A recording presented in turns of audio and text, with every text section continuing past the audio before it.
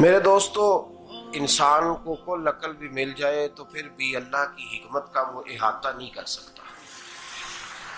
رب کریم کو زیادہ پتہ ہے کہ ہمارے لیے کون سی چیز بہتر ہے اور کون سی چیز ہمارے لیے نقصان کا باعث ہے۔ اللہ تبارک و تعالی کی حکمت یہ چاہتی ہے کہ میرے بندے پریشان نہ ہوں۔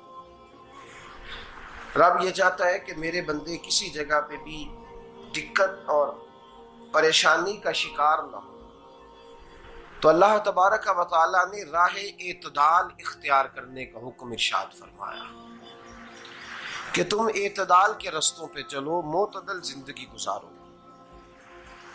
افراط و تفریط سے بچو۔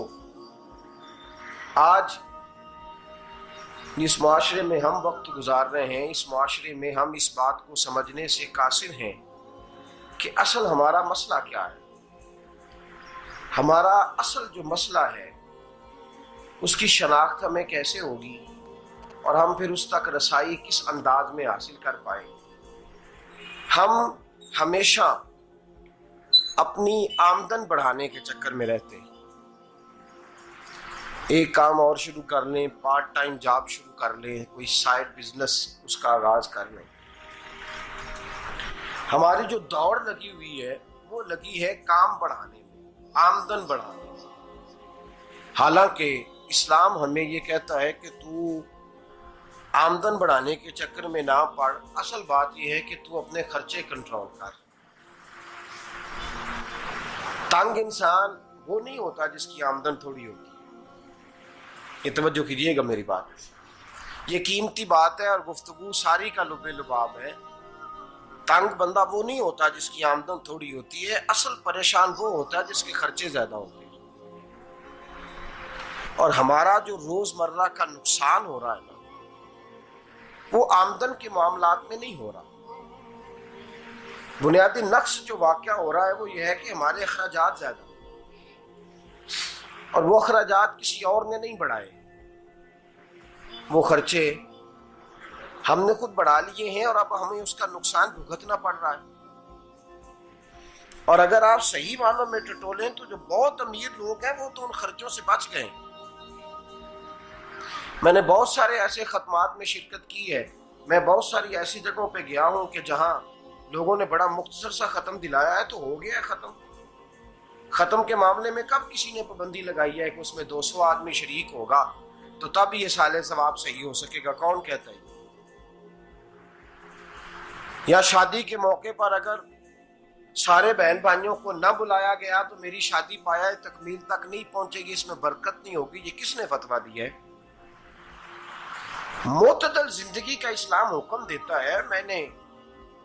میں پڑھ رہا تھا کہ ایک بہت بڑا صدر ہے، غالباً سوڈان کے صدر کی بات ہو رہی تھی، تو اپنے بیٹے کی بارات لے کے گیا تو 4 لوگ گئے ہیں بارات، اور 15 لوگوں کا اس نے اہتمام کیا اپنے گھر میں کھانا کھانے کا۔ تو کیا شادی ہو گئی کہ رک گئی؟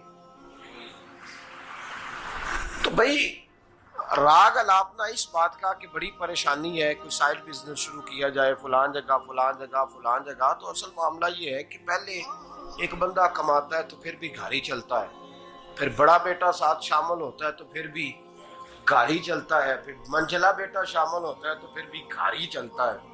جو رونا دادا جی رویا کرتے تھے کہ بڑی مصیبت ہے، بڑی مشکل ہے، گاؤں میں رہ اکیلے ہوتے تھے اور وہ 5 بچوں کو اور 4 بچیوں کو وہ پالتے تھے، تو جو وہاں پریشانی تھی وہی آج پریشانی شہر میں آ کر پڑھ لکھ کر موٹی تنخواہ لے کر وہی پریشانی ہمیں ہے۔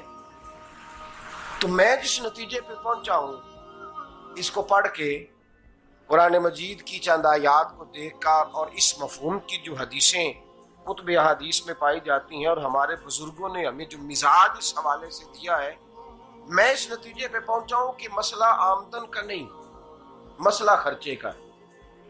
ہمارے خرچے بنیادی طور پر زیادہ، اور اگر پھر ہم زیادہ بوجھ خواتین پہ ڈالتے ہیں کہ وہ مطالبے زیادہ کرتی ہیں، اور اگر آپ مجھ سے پوچھیں تو خواتین کی بھی اگر کسی جگہ کوئی عادت خراب ہوتی ہے تو اس میں اصل کردار اس کا ہوتا ہے جو وہ عادت خراب تو کیوں اپنے گلے سے اتار کے آپ کسی کے گلے میں بات ڈالنے کے چکر میں ہیں؟ وہ خواتین کی طبیعت نہیں ایسی ہے. اصل بات یہ ہے کہ ہم نے عادت ڈالی ہے، ہم نے یہ مزاج ان کو دیا ہے تو ان کا بنا ہے، نہ کیسے بن سکتا.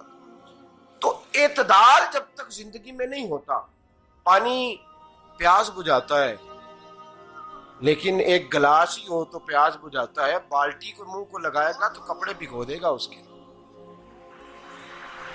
حالانکہ پانی بری چیز کا نام نعمت ہے نا بہت بڑی اللہ کی، لیکن پیالے میں ہی اچھا لگتا ہے. کوئی مٹکا منہ کو لگائے گا تو تانگ ہوگا، پیالہ ہی بہتر ہے اس کے لیے. تو میرے دوست، مٹکے سے بھی بعض اوقات کام چل جاتا ہے، لیکن اگر کوئی کہے نہیں مجھے دریا ہی چاہیے تو اس کا تو گھر بہ جائے گا، سارا گھر بہ جائے گا اس کا. ہمیں دریا قابو کرنے کا موڈ بنایا ہوا ہے تو اس سے گھر بہا کرتے ہیں، اس سے گھر بنا نہیں کرتے. گھر پیالے سے پانی پینے سے بنتا ہے. اگر تو دریا پہ قبضہ کرنے کا موڈ بنائے گا تو گھر بنے گا نہیں، گھر بہ جائے گا. آگ نہ ہو تو کھانا پک نہیں سکتا، لیکن ہلکی آنچ سے کھانا پکتا ہے. اور اگر آنچ تیز کر دی جائے تو جی قرینے قیاس بات کر رہا ہوں، میں عقل سے ماورا نہیں کر رہا.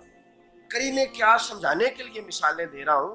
ہلکی آنچ پہ کھانا پک جاتا ہے اور آگ تیز ہو تو کھانا جل جاتا ہے. تو کھانا اتنی دیر کھانے کے قابل رہتا ہے جب تک وہ ہلکی آنچ پہ پکتا ہے. تو جتنی مرضی تو کہتا ہے نہیں میرا گزارے نہیں، آگ تیز ہونی چاہیے، تو میاں جل جائے گا، جل جائے گا. ہوا نہ ملے تو سانس نہیں آتی، ٹھیک ہے؟ آکسیجن نہ ہو تو سانس ہے، ہوا نہ چلے تو گزارا نہیں ہوتا. لیکن اگر تیز جلے نا، اگر تیز جلے تو تیز چلے تو آندھی اور طوفان بن جائے تو چھتیں گرا دیتی ہے، جانیں لے لیتی ہے. ہم ہیں طوفان کے چکر میں، ہم ہیں دریا کے چکر میں، ہم ہیں بڑے لاؤ کے چکر میں. تو میاں ہلکی آنچ ہی اچھی ہے، یاد رکھ. اور ایک گلاس پانی کا اعتدال سے ملتا رہے تو وہی ملتا رہے، ضرورت کے وقت وہی بہتر ہے. تو پورے دریا پہ قبضہ کرنے کا پروگرام نہ بنا، تانگ ہو جائے گا. اور میرے عزیز یاد رکھ، ہوا سانس لینے کے مطابق ملے تو وہی اچھی ہے، جو سانس بند کرنے پہ آ جائے وہ ہوا اچھی. ہم نے چکر چلا لیا ہے کہ زیادہ پیسہ، راتوں رات پیسہ، لمبا پیسہ، یہ پلاٹ بھی میرا، وہ پلاٹ بھی میرا، گجرانوالا بھی، گجرات بھی، لالا موسیٰ کھاری اور پنڈی تک جہاں میں جاؤں میرے نام کی تختیاں لگی ہوئی ہونی چاہیے. اسلام منع